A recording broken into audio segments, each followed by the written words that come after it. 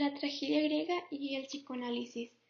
La tragedia griega es uno de los géneros teatrales más antiguos, nacido en el siglo V a.C. en Atenas, considerada la base del teatro occidental. Su propósito era invocar emociones profundas a través de relatos intensos y hechos dramáticos.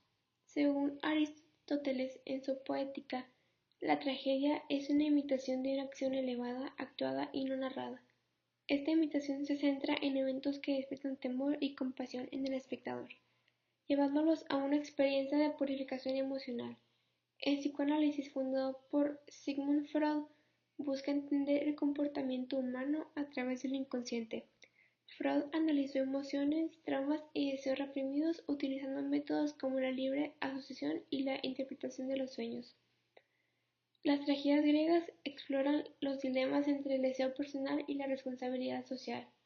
Personajes como Edipo enfrentan la tensión entre sus deseos inconscientes y las expectativas del destino, lo que culmina en su caída trágica.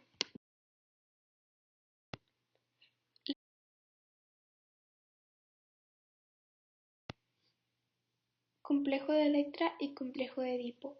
El complejo de Electra es un término psicoanalítico que describe la sensación de competencia de una niña con su madre por el afecto de su padre. Es comparable al complejo de Edipo en los varones. Y el complejo de Edipo es un concepto central en la teoría de Freud, derivado de la historia de Edipo Rey. Representa la lucha psicológica de un niño por desear a la madre y rivalizar con el padre, encapsulando conflictos de deseo y culpa. El complejo de Electra fue definido por el psicólogo Carl Jung a partir del trabajo de Freud. Su origen proviene de la mitología griega. Electra, hija del rey Agamenón, mata a su madre para vengar la muerte de su padre. Su madre había sido cómplice junto a su amante de la muerte de Agamenón. Al presenciar Electra la complicidad entre ambos, siente un profundo odio y rencor hacia ella.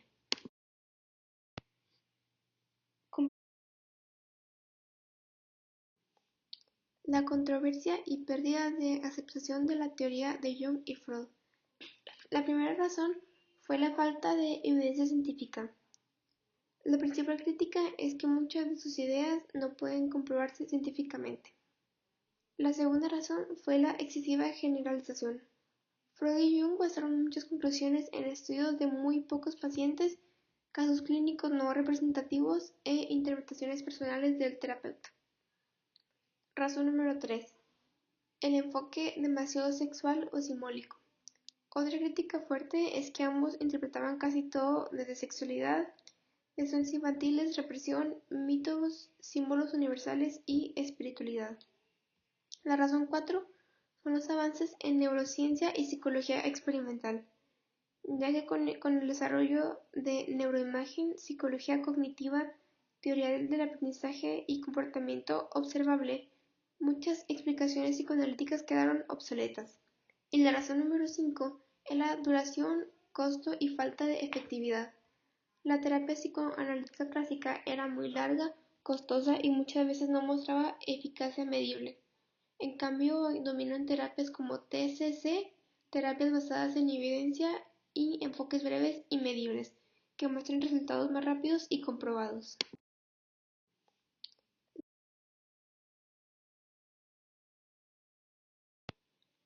Roles de género en Atenas. La sociedad ateniense era predominante patriarcal, donde los hombres dominaban tanto en el ámbito público como en el privado. Las mujeres eran vistas como inferiores y su autonomía estaba severamente limitada, relegándolas a roles domésticos. El poder político en Atenas estaba reservado exclusivamente para los hombres, mientras que las mujeres eran confinadas al ámbito doméstico. Esta división de poder reflejaba la estructura patriarcal de la sociedad, donde las mujeres carecían de voz en asuntos públicos. Los hombres atenienses gozaban de plenos derechos políticos y eran considerados ciudadanos activos, participando en la asamblea y en la vida pública. Su educación formal les preparaba para ser líderes en la política y la guerra, reflejando su papel central en la sociedad. En Atenas existían marcadas diferencias entre los roles de hombres y mujeres, donde los hombres dominaban la esfera pública y las mujeres eran relegadas al ámbito privado. Esta desigualdad se manifestaba en la educación, derechos económicos y participación política. Las mujeres atenienses eran responsables principalmente del hogar y la crianza de los hijos, con pocas oportunidades para la educación formal. Legalmente estaban bajo la tutela de un hombre y no podían participar en la vida política ni poseer propiedades.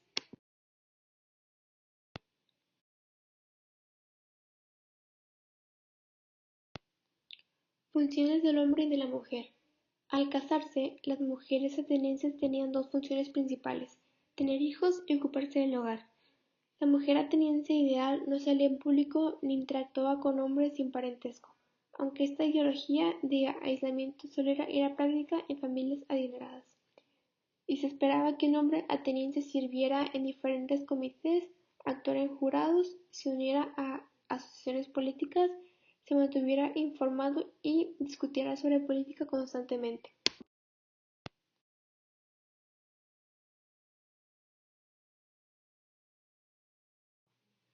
Importancia como estabilizador y desestabilizador. En el ámbito desestabilizador primero está la reproducción. Las mujeres atenienses tenían la función principal de producir legítimos ciudadanos atenienses. Esto mantenía estable el sistema político, porque solo los hijos de madre y padre atenienses podían ser ciudadanos. En segundo lugar está el control social mediante normas estrictas. Los hombres debían cumplir con el servicio militar y participar en la asamblea. Este sistema garantizaba un modelo social predecible que la polis consideraba seguro. Y por último, está la transmisión cultural y moral. Las mujeres criaban a los futuros ciudadanos inculcando valores como obediencia, respeto y religiosidad. Los hombres reforzaban valores como valentía y participación cívica. Esto mantenía cohesionada la identidad ateniense. Ahora está el desestabilizador. En primer lugar está la exclusión de las mujeres que debilitaba la democracia. La democracia ateniense se suponía de todos, pero la mitad de la población estaba excluida. Esto hacía al sistema vulnerable a críticas internas y externas, y podía crear tensiones dentro de las familias. En segundo lugar está la dependencia excesiva del trabajo doméstico. Si una mujer moría joven, enfermaba o no tenía hijos, la familia quedaba inestable. Y en tercer y último lugar están los hombres que podían desestabilizar por exceso de poder. La participación exclusiva masculina en política y guerra también generaba tensiones. Importancia como estabilizador. La estructura social en Atenas. La sociedad ateniense se dividía en clases libres y no libres. Entre los libres estaban los ciudadanos, que eran hombres nacidos de padre y madre ateniense. Ellos tenían todos los derechos políticos, participaban en el ejército, ocupaban cargos públicos, formaban parte de los tribunales y dirigían el oikos familiar. Los no ciudadanos incluían a los metecos, que eran extranjeros residentes sin derechos políticos, y a los clerucos, que eran colonos atenienses que vivían en territorios controlados por Atenas. Las clases no libres estaban formadas por los esclavos, esenciales para la economía y la vida doméstica, pero sin derechos legales. La movilidad social era muy limitada. Los ciudadanos podían ascender solo dentro de su clase. Los metecos casi nunca obtenían la ciudadanía, y los esclavos liberados seguían sin derechos políticos. En este sistema, figuras como el pedagogo, generalmente un esclavo educado, acompañaban y formaban moralmente a los niños ciudadanos, mientras que los tutores protegían la educación y los bienes de los menores huérfanos, asegurando la continuidad del oikos y de la estructura social.